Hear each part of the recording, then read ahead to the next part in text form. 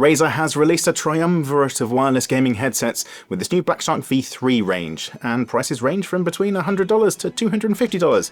There's a quality update too, replacing the existing Blackshark V2 cans and improving on them in pretty much every important way. But they're also knocking the Cloud Alpha Wireless off its pedestal as the best wireless gaming headset. But there's only one of these three that you should buy. And it's this one. I'm Dave, this is PC Gamer, thanks for watching, like and subscribe! We're going to need a bit more than that, I think. It's just quick content, isn't it? Just elaborate. You want more content. Just a little. Fine.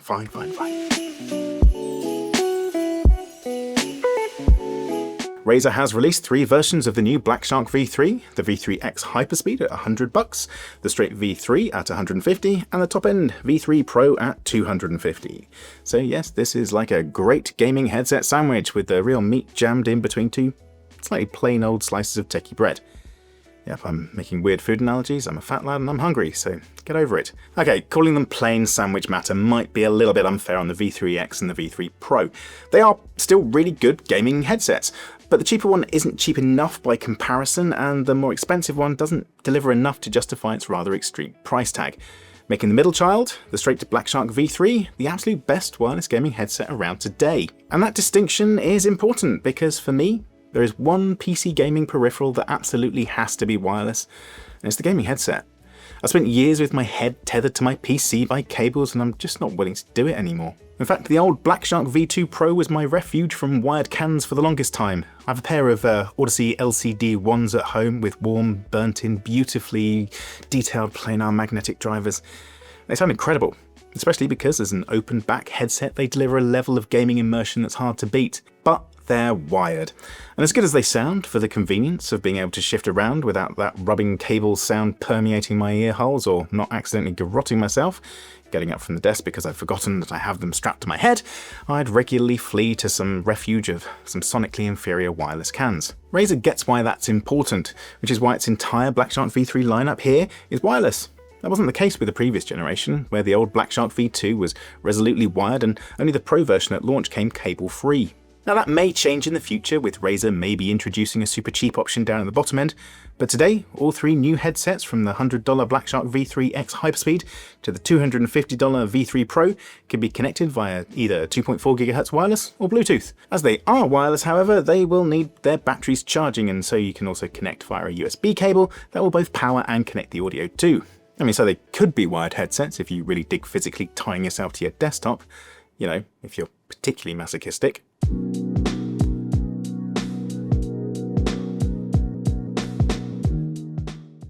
As a non-traditionalist, I'm going to start in the middle, but as I said, of these three new headsets, it's the middle child of this lineup, the straight Blackshark V3, which is the absolute best of the lot. In fact, it's so good it's now knocked the old HyperX Cloud Alpha Wireless off the top of our list of the best wireless gaming headsets. And that's no mean feat because that headset has been on top for an absolute age. The main thing is that the Blackshark V3 just sounds great. The V3 Pro has what are technically the best drivers of the three sets, but the difference between the two sets of 50mm Triforce Gen 2 drivers comes down to the use of a titanium-coated rather than a biocellulose diaphragm. Now, I'm not going to do the whole science bit here, but the material you make the wobbly bit on your speaker or headset drivers from will affect the sound, and both the titanium and biocellulose diaphragms deliver great audio with seriously impressive clarity. I've tested these two headsets side by side with games and high-resolution audio, and I've really struggled to tell the difference between them, because that diaphragm is essentially the only difference. Otherwise, they both have a bigger magnet than the previous generation of Razer audio drivers, 75% bigger by all accounts, and that's what gives these three V3 Blacksharks their deeper bass, and they both have a new driver plug. This plug in the diaphragm is designed to reduce distortion and, along with that big old magnet, improve the audio detail to a hell of a degree. And honestly, it all really works, because the precision in these new drivers is what keeps me coming back to the new Blackshark V3. It's easily one of the best sounding gaming headsets you can strap onto your bonce. Where you will really notice the improved quality of the new Blackshark is when there is a ton of stuff kicking off all at once, like when there's a real sonic assault on your ears. With the old Cloud Alpha Wireless, they still sound pretty great, but when you get into a really intense firefight in your chosen game world or the orchestra is really kicking in, that's when they fall down by comparison. The cutoff on these new Razer drivers is excellent, which means the extra bass feels tight and the high tones or vocals keep their own clarity within the mix. When there's a lot going on, that means you can really pinpoint the key details, and when that becomes about knowing where footsteps or gunshots are coming from, it can be a tangible advantage. I mean, it's not like the Cloud Alpha Wireless gets in a mess, but the experience you get with the Blackshark V3 really feels far more natural and clear. Though I am still going to rave about the quality of my beloved $300 Audeze Maxwell cans. They are still my high-end wireless headset pick.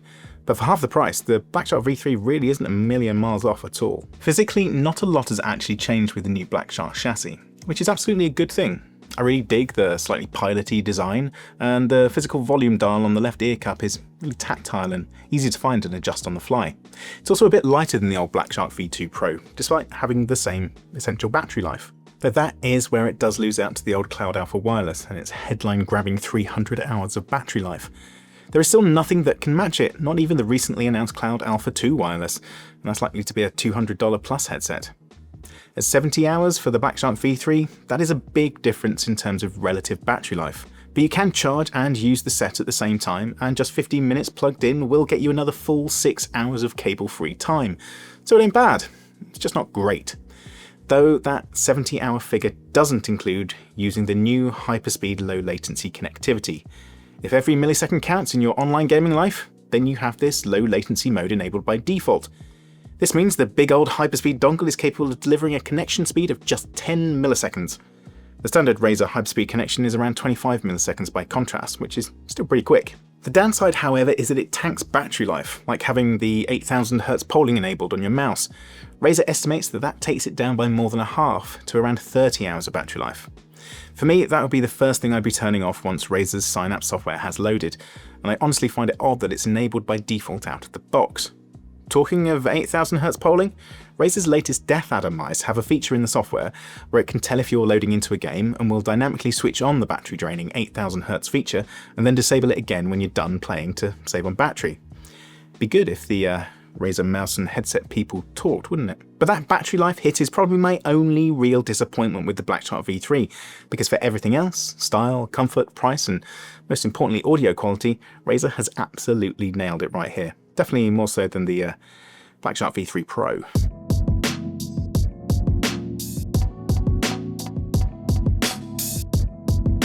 Now don't get me wrong, the V3 Pro is still a great gaming headset, and it has the same, maybe even slightly better audio quality, but is a lot more expensive than the straight V3, to the tune of $100, and its headline feature isn't really a winner for me at all. The most immediately obvious difference is the Pro version comes in the optional white colourway, which I do really dig. It just plain looks better than the old black versions. But there are some extra quality points to the design too. There's some nice stitching on the headband, and the ear cups have a small degree of lateral rotation, which the two cheaper headsets don't have. You also get removable covers on the ear cups too, if you fancy 3D printing your own. But that has the added bonus of giving you access to the battery should you so wish, or need to replace it later on down the line. You do also get a superior microphone too. The 12mm pickup on the full band mic is excellent and comes across crystal clear, though I will say that the 9.9mm mic of the standard V3 is no slouch either. It is, though, fairly significantly heavier, and that is likely mostly down to the active noise cancelling feature. The hybrid ANC Razer is using here features microphones on the outside and on the inside of the headset, allowing it to do its noise cancelling duties with a two-pronged attack. This should be the most effective system, but is also what's responsible for both the extra weight and the extra price. And it's fine, kinda. Honestly, it's not the most impressive ANC I've ever used. I get that ANC should be handy for a tournament situation if done right, but I've got to say, even in our relatively sedate office, bar the regular heated exchanges over exactly when AI will take our jobs, it's not like things are getting that blocked out. I could still clearly hear the clackety-thock of many mechanical keybs in the PC Gamer office, as well as the two Jacobs arguing philosophy, as is their wont. Sure, it's definitely muted, but given the soft padded memory foam ear cups are always going to leak some sound themselves, unlike the Acezone A-Spire with its plush head-hugging ear cups, the weak passive isolation just doesn't help the V3 Pro's efforts in keeping external noise at bay. But the ANC does also hinder the feel of the audio for me too. One of the things I love about the old HyperX Cloud Alpha and the Blackshark multi-chamber drivers is the fact they don't feel like standard closed-back headsets. There's a wider, more open sound stage that's regularly only found in leaky open-back headsets. and that is kind of lost with the active noise cancellation of the V3 Pro. I find it brings the sound closer into my ears, even while retaining the driver's impressive tonal separation and detailed soundstage, but that closeness makes the long-term experience feel quite oppressive. There's a pressure from them which feels kind of tiring over time. In the steady heat of a pro gaming situation, that closeness might well be preferable or even desirable, but if you want to indulge in a lengthy play session at home, I find it far less appealing and dreadfully fatiguing. And it does have me questioning whether I really want to pay $250 for a gaming headset where the main standout feature is something I don't think is particularly great, or even one that I particularly want. Basically, the answer is no. No, I don't.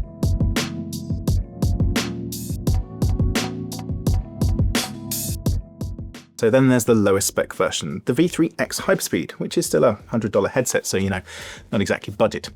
There's still a lot to like about this version though, and it's still a wireless headset. I will say I do miss the little volume knob on the left ear cup, and feel that swapping to a little wheel built into the ear cup makes things a little bit busy around there, and more importantly, harder to find with your sweaty fingers in the heat of battle. You do still get the little chat wheel on the other side, which has also been introduced to the other V3 Blackshark headsets. But the thing I really appreciate is that the 9.9mm cardioid mic of the V3X HyperSpeed is now detachable. Yeah, I mean that might seem like a small thing, but the V2X HyperSpeed had one that was stuck in place permanently, and it was an endless source of frustration for me. While it is still using the wireless HyperSpeed connectivity, it's not the big boy dongle used by the V3 and the V3 Pro headsets. That means you're not getting access to the battery draining 10ms mode, but on the plus side, you are actually getting a wireless dongle that will connect via a single USB Type-C port without having a long trailing cable away from your PC. That's a minor issue with the other headsets, especially if you're rocking a gaming laptop and you don't want to have a big USB cable trailing out of your machine for your wireless headset. Not a bother on a desktop PC to be honest, but for mobile use it is a bit of a pain. Though you do have Bluetooth I guess, but no one wants to game on Bluetooth. The V3X still has the new Triforce drivers, but without any of that fancy diaphragm materials. They do still sound pretty damn good, but they're not quite at the same level as the more expensive cans. But really not far off either, which I guess means if you've got a hard limit of $100 as your budget, then they're a good alternative. But with there only being $50 in between the V3X and the definitely superior V3, I think it's worth spending the extra. When the V3X HyperSpeed drops in price down closer to the $70 mark, for example, then maybe we can talk. But at these launch prices, it's just not the one for me, even as a budget option.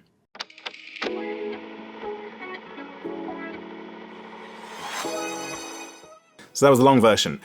Razer's triple headset whammy has delivered a suite of thoroughly good, thoroughly wireless gaming cans. There's only one I would recommend, this Blackshark V3. It's simple, sounds great, feels good, costs the same as the outgoing Blackshark V2 Pro and is better in pretty much every single way. The others are either not cheap enough or just don't convince with their fancy new features. Still, it's a win for both Razer and us, because now we've got a brand new best wireless gaming headset to enjoy. I've been Dave, this is Still PC Gamer, so go check out the website for some words and pop back here for more video fun times about games and hardware. That's what we do.